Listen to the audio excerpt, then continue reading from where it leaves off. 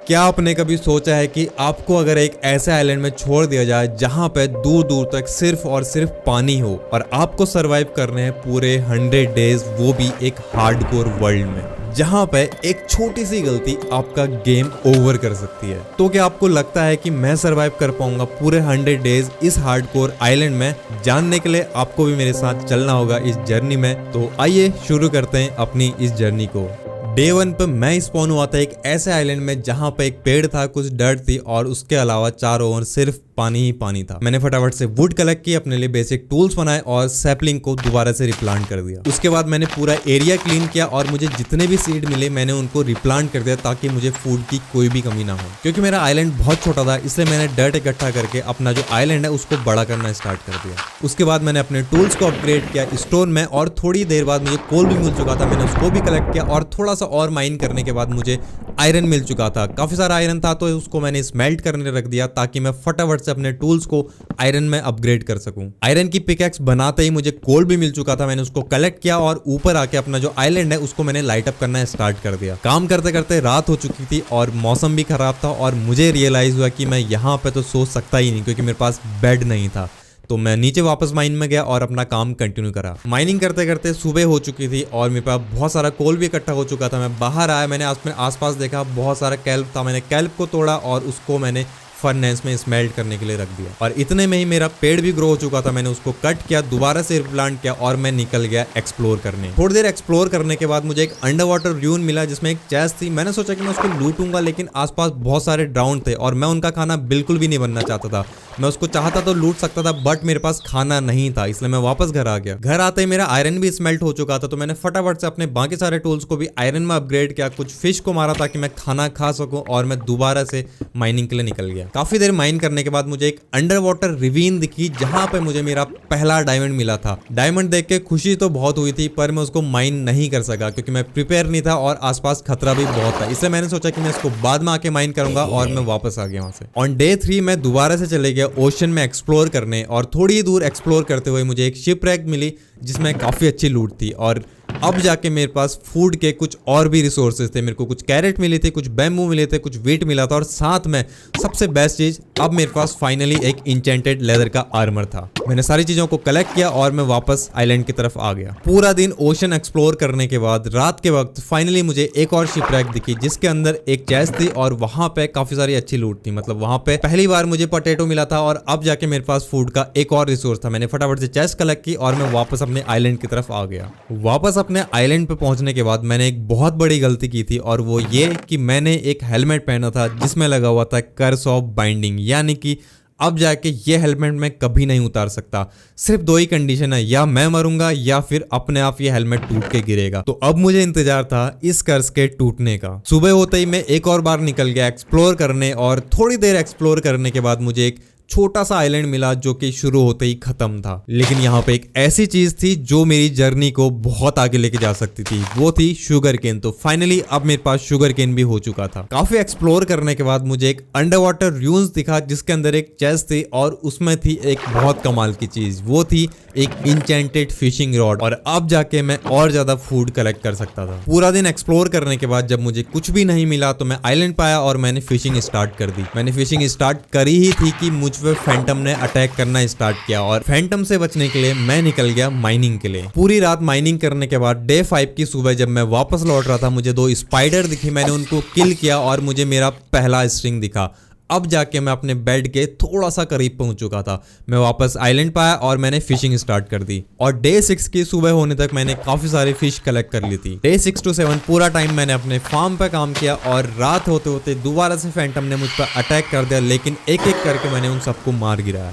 साथ में मैं अपना आइलैंड भी एक्सपेंड कर रहा था और दोबारा से अपने सीड्स को भी रिप्लांट कर रहा था ताकि मेरे पास फूड की कोई भी कमी ना रहे। डे 8 की सुबह होते ही मैं दोबारा माइनिंग के लिए निकल गया और सबसे पहले मैं उन डायमंड के पास गया जो मैंने पहले छोड़ दिए थे। मैंने उनको माइन किया और मुझे 4 डायमंड वहां से मिले। मैंने उनको कलेक्ट किया और आगे माइनिंग करता रहा। थोड़ी देर में ही मेरी पिकैक्स टूट चुकी थी, इसलिए मैं वापस आइलैंड पर आया और मैंने अपनी पहली डायमंड की पिकैक्स बनाई। उसके बाद मैं वापस माइनिंग के लिए निकल गया, लेकिन मुझे सिर्फ और सिर्फ आयरन और कोल ही मिला। डे 9 पे मुझे कुछ और डायमंड्स मिले, मैंने उनको कलेक्ट किया और मैंने अपनी माइनिंग आगे कंटिन्यू की। थोड़ी देर तक और माइनिंग करने के बाद फाइनली मुझे एक माइन शाफ्ट मिल चुकी थी। इससे पहले माइन शाफ्ट मिलने की इतनी खुशी मुझे कभी भी नहीं हुई थी, क्योंकि अब जाके मैं यहाँ से स्ट्रिंग कलेक्ट कर सकता हूँ और अब जाके मैं शायद अपने लिए एक बेड भी बना पाऊंगा। माइन शाफ्ट में घुसने की देरी थी कि मुझ पे क्रीपर ने अटैक कर दिया। उससे मैं जैसे तैसे निपटा ही था कि मैंने देखा सामने की तरफ से ज़ॉम्बीज़ का एक झुंड मेरी तरफ बड़ा आ रहा था।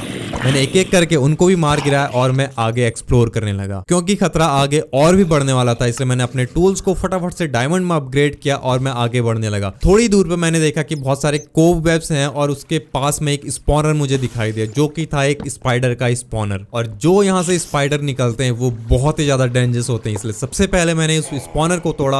वहां पे बहुत सारी कोव वेब्स थी, मैंने उसको कलेक्ट किया और अब जाके फाइनली मेरे पास बेड बनाने के लिए वूल इकट्ठा हो चुका था। स्ट्रिंग कलेक्ट करने के बाद मैं फटाफट से वापस आइलैंड पे गया। वहां जाते जाते रात हो चुकी थी। वहां पे कुछ स्पाइडर थे, मैंने उनको मारा और उसके बाद से फाइनली अपने लिए बेड बना के मैं सो गया। क्योंकि मेरे पास अब बेड हो चुका था, अब जरूरत थी मुझे एक सुंदर सा घर बनाने की। इसलिए डे 10 से लेके डे 12 तक मैं पूरी जोरों शोरों से तैयारियों में लग गया घर के लिए सामान इकट्ठा करने में। मैंने काफी सारे सैपलिंग्स लगाए थे और जैसे ही वो ग्रो हो रहे थे उनको कट करने के बाद दोबारा से मैं रिप्लांट कर रहा था और साथ में ही अपना जो फार्म है मैं उन पर भी काम कंटिन्यू कर रहा था। और इसी तरह ये 3 दिन पूरी तरह घर की तैयारियों में निकल गए। डे 13 की सुबह से मैंने अपने घर का काम स्टार्ट कर दिया था और उस दिन मैंने अपने घर की पहली नींव रखी। तो मैं कुछ डिफरेंट सा घर बनाने वाला था, इसलिए इस घर को बनाने में मुझे लगे पूरे 7 दिन। और वो 7 दिन अब आप लोग एंजॉय करिए इस टाइम लैप्स के साथ में।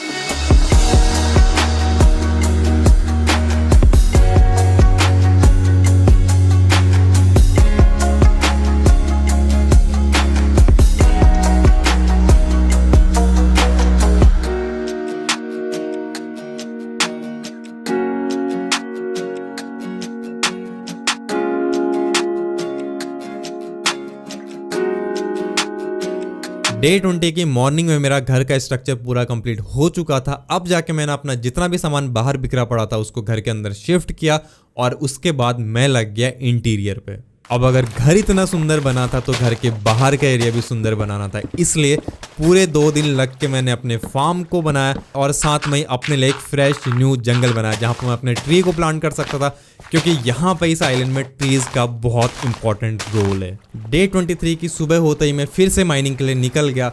मैं माइनिंग के लिए जा ही रहा था कि सीढ़ियों में मुझे सफेद कपड़ों में एक लड़का दिखाई दिया। मैंने उससे नाम पूछा तो उसने बोला स्केलेटन। नाम सुनते ही मैंने उसकी खोपड़ी पे 2 तलवारें मारी और मैं आगे बढ़ गया। पूरा दिन माइनिंग करने के बाद मुझे फाइनली 8 डायमंड के और मिले। मैंने उनको कलेक्ट किया और अपनी माइनिंग आगे कंटिन्यू करी। माइनिंग करते करते डे 24 में मुझे कुछ और डायमंड्स मिले। मैंने उनको कलेक्ट किया और थोड़ी ही दूर जाके मेरी पिकैक्स भी टूट गई। मैंने वहीं पर अपने लिए एक नई डायमंड की पिकैक्स बनाई और थोड़ी देर में मुझे एक और डायमंड मिला। मैंने उसको कलेक्ट किया और आगे अपनी माइनिंग कंटिन्यू की। माइनिंग करते करते डे 26 की सुबह हो चुकी थी और मुझे उसके अलावा कोई भी डायमंड नहीं मिला, इसलिए मैं वापस घर आ गया। घर वापस आने के बाद अब बारी थी एक एक्सपी फार्म बनाने की, इसलिए मैंने उसके लिए तैयारियां शुरू कर दी। मैंने एक छोटा सा ब्रिज बनाया जो मेरे एक्सपी फार्म से मेरे आइलैंड को कनेक्ट करता था। ब्रिज बनाते बनाते हो चुकी थी मुझे रात, इसलिए मैं चले गया सोने के लिए। क्योंकि मैं साथ साथ में अपना आइलैंड भी एक्सपेंड कर रहा था, इसलिए मुझे रियलाइज हुआ कि मेरे पास इनफ स्टोन नहीं है एक्सपी फार्म के लिए। इसलिए डे 27 में मैं पूरा दिन माइनिंग के लिए चले गया और स्टोन कलेक्ट करने के बाद डे 28 से मैंने अपना एक्सपी फार्म बनाना स्टार्ट कर दिया।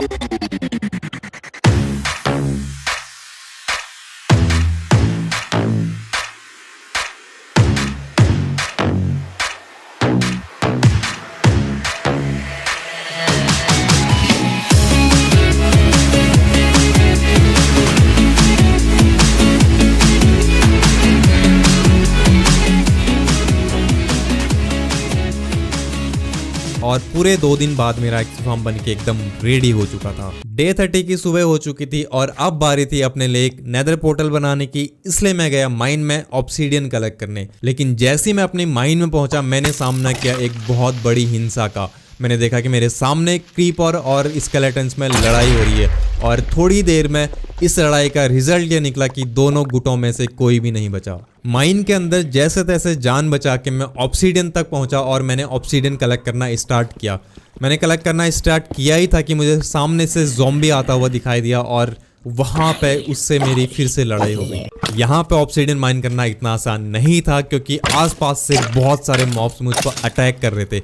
जैसे तैसे अपनी जान बचा के मैंने 18 ऑब्सीडियन कलेक्ट किए और मैं वापस आइलैंड के लिए निकल गया क्योंकि अब जाना था मुझे नेदर। इसलिए डे 31 की सुबह सबसे पहले मैंने अपने लिए बनाए गोल्डन कैरेट्स। उसके अलावा मेरे पास जितना भी डायमंड था उससे मैंने अपने लिए बनाए आर्मर और सबसे इंपॉर्टेंट गोल्ड का एक आर्मर, तो मैंने वो बनाया और मैं निकल गया पोर्टल बनाने के लिए। डे 32 की सुबह पूरी तैयारियों के साथ में मैं एंटर होता हूँ नेदर के अंदर में और वहां जाके मैंने देखा कि जो मेरा नेदर पोर्टल है वो एक बहुत ही बेकार जगह में है।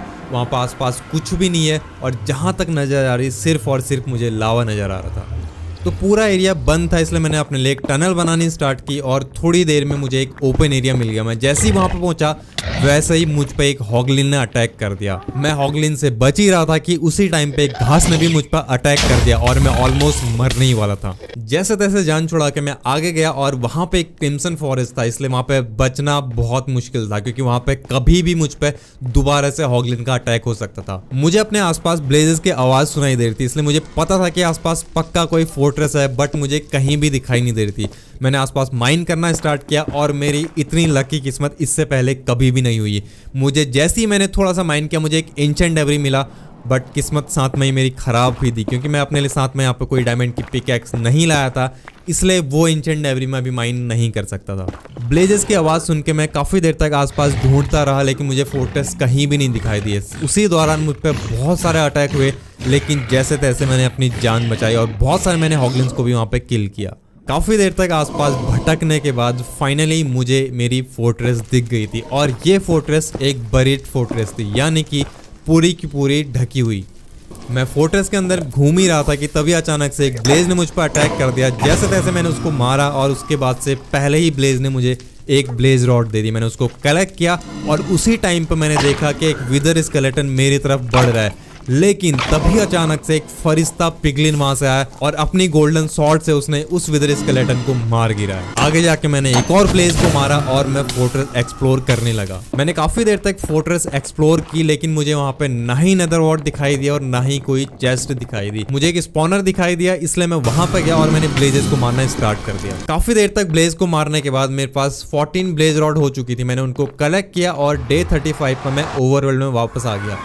जैसे ही मैं वापस आया मैंने देखा कि मैं एक कोई अलग ही पोर्टल में आया हूँ। मतलब जो मेरा पोर्टल मैंने बनाया हुआ था अपने बेस के पास में वो ये वाला पोर्टल नहीं था। मुझे समझ नहीं आया कि क्या हुआ, लेकिन वो बहुत ज़्यादा दूर नहीं था, इसलिए मैं बोट से घर वापस आ गया। डे 36 में एक बार फिर से मैं माइनिंग के लिए निकल गया क्योंकि अभी भी मेरे पास डायमंड की बहुत कमी थी। मेरे पास डायमंड का पूरा आर्मर भी नहीं था और इस बार मेरे पास डायमंड की पिकैक्स बनाने के लिए भी डायमंड नहीं था। तो मेरे पास आयरन की पिकैक्स थी और उसी से मैं माइनिंग कंटिन्यू करता गया। जैसे ही मुझे थोड़े से डायमंड मिले मैंने अपने लिए डायमंड की एक नई पिकैक्स बनाई और अपनी माइनिंग कंटिन्यू की। तो इसी तरह काफी टाइम तक माइनिंग करने के बाद मैंने बहुत सारे डायमंड कलेक्ट किए और डे 38 पे मैं वापस अपने बेस के लिए निकल पड़ा। वापस आते टाइम मैंने कुछ ऑब्सीडियन भी कलेक्ट किया क्योंकि अब जाके मुझे बनानी थी एक इंचेंटमेंट टेबल, इसलिए मैंने वहां से ऑब्सीडियन माइन किया और मैं वापस अपने घर पे आ गया। घर आने के बाद सबसे पहले मैंने अपने लिए एक इंचेंटमेंट टेबल बनाई, उसके बाद से अपनी पिकैक्स को इंचेंट किया और डायमंड की लेगिंग और हेलमेट बना के फाइनली मेरा डायमंड का आर्मर पूरा कंप्लीट हो चुका था। इंचेंटमेंट रूम के लिए सबसे ज्यादा इंपॉर्टेंट होता है पेपर। पेपर के लिए मेरे पास शुगर केन थे लेकिन लेदर की यहाँ पे बहुत कमी थी। यहाँ पर लेदर बिल्कुल भी नहीं था मेरे पास। अब जाके मैंने अपने लिए एक मॉब एरिया बनाया ताकि मुझे ये होप थी कि शायद वहाँ पे कुछ काव वगैरह स्पॉन हो सके, उनको मार के मैं लेदर इकट्ठा कर सकूं और अपने लिए इंचेंटमेंट रूम बना सकूं। डे 39 हो चुका था और अब जाके मुझे पेपर की भी जरूरत थी। मेरे को लेदर तो चाहिए था लेकिन साथ में पेपर बहुत इंपॉर्टेंट था, इसलिए मेरे पास जितने भी शुगर केन थे मैंने उनको प्लांट करना स्टार्ट किया। और प्लांट करने के लिए मैंने अपना जो जंगल था उसको पूरा काटा और वहां पर उस जगह को मैंने रेडी किया ताकि मैं वहां पर शुगर केन लगा सकूं। मैंने उसके साथ में जितने भी मेरे फार्म्स हैं उन पर काम किया। मैंने जो वीट थी उसको तोड़ा, दोबारा से रिप्लांट किया और इसी तरीके से हमारा डे 39 निकल निकल गया। इंचेंटमेंट रूम बनाने के लिए लेदर की बहुत ज्यादा जरूरत थी और अब जाके मैंने डिसाइड किया कि मैं एक बार फिर से नेदर जाऊंगा और वहां पर हॉगलिन्स को मारूंगा। साथ ही मेरे पास जितना भी गोल्ड अभी तक मैंने माइन किया था मैं उनको भी लेके गया था ताकि मैं पिगलिन से ट्रेड कर सकूं और उनसे भी लेदर ले सकूं। नेदर में एंटर करते ही मैंने कुछ क्वार्ट्ज माइन की ताकि मैं बाद में उनका यूज कर सकूं। साथ में कुछ मैग्मा को भी मैंने मारा और उसके बाद से मैं चले गया पिगलिन से ट्रेड करने। ट्रेड करते करते साथ में वहां पर जितना भी मुझे गोल्ड दिख रहा था मैं उनको भी साथ में माइन करते जा रहा था ताकि मेरे पास गोल्ड की कोई भी कमी ना रहे। तो इसी तरह हॉगलिन्स को मार के माइनिंग करके उनसे ट्रेड करके डे 41 पे फाइनली मेरे पास बहुत सारा लेदर इकट्ठा हो चुका था और मैं वापस ओवरवर्ल्ड के लिए आ गया। डे 42 पर अपने इंचेंटमेंट रूम के लिए मैंने कुछ बुक शेल्फ बनाई। अब जाके मेरे पास लेदर तो था लेकिन अभी भी मेरे शुगर केन बड़े नहीं हुए थे, तो मैंने डिसाइड किया कि मैं एक एक्सप्लोरेशन के लिए निकलूंगा, शायद इसी आस में मुझे कुछ और चीजें मिल जाएं। थोड़ी देर एक्सप्लोर करने के बाद मुझे एक र्यून पोर्टल मिला और जैसे ही मैं उसके पास गया वहां पे 2 गोल्ड के ब्लॉक थे। मैंने जल्दी से उनको माइन किया।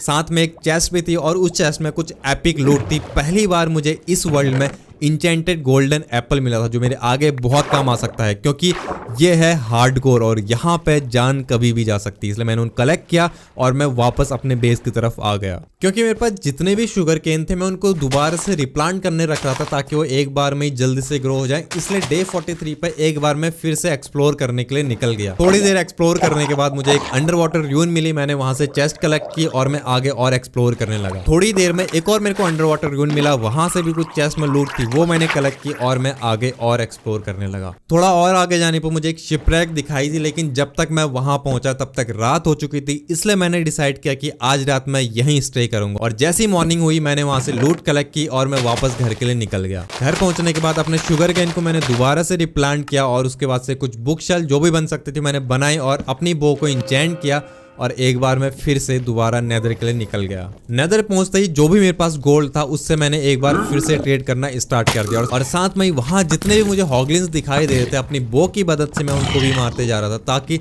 ज्यादा से ज्यादा मेरे पास लेदर इकट्ठा हो सके। डे 45 पे एक अच्छी ट्रेड के साथ मैं वापस घर आ रहा था और साथ में वहां पे जो भी ब्लॉक्स है मैं उनको लेके आ रहा था ताकि घर आने के बाद मैं अपना घर को और सुंदर बना सकूं। घर पहुंचने के बाद नेदर और बेसॉल्ट से मैंने अपने घर के सामने एक रास्ता बनाया। उसके बाद जो भी मैं नेदर से चीजें लाया था उससे मैंने अपने घर को सजाना स्टार्ट किया।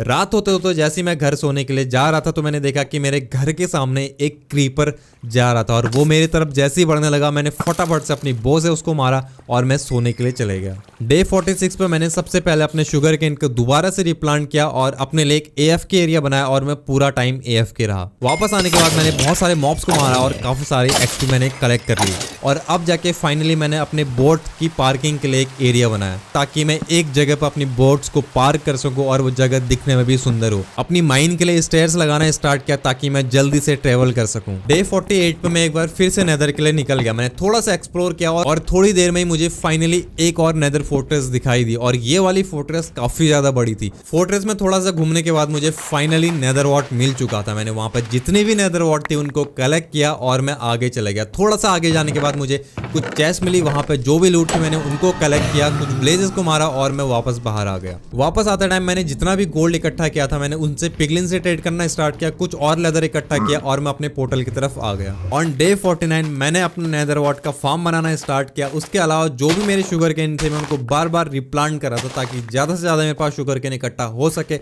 और मैं अपनी लाइब्रेरी कंप्लीट कर सकूं।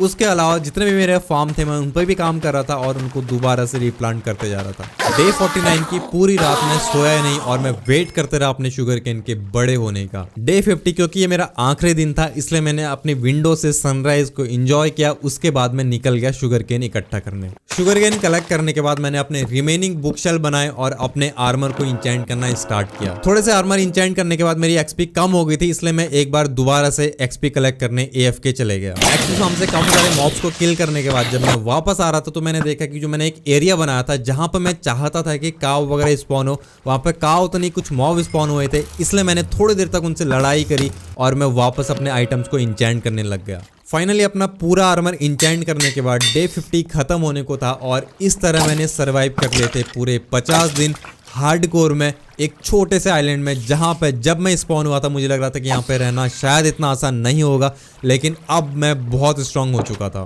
तो इस तरह ये भयानक 50 दिन सरवाइव करने के बाद मैं आज आपके सामने हूँ पूरे इंचेंटेड डायमंड आर्मर के साथ, और साथ में ही अनलिमिटेड फूड रिसोर्सेज के साथ में। आगे की इस जर्नी को देखने के लिए अगर आप लोगों ने मेरा चैनल सब्सक्राइब नहीं किया है तो चैनल को सब्सक्राइब कर लेना। मिलते हैं आप लोगों से नेक्स्ट एपिसोड में, तब तक के लिए बाय बाय।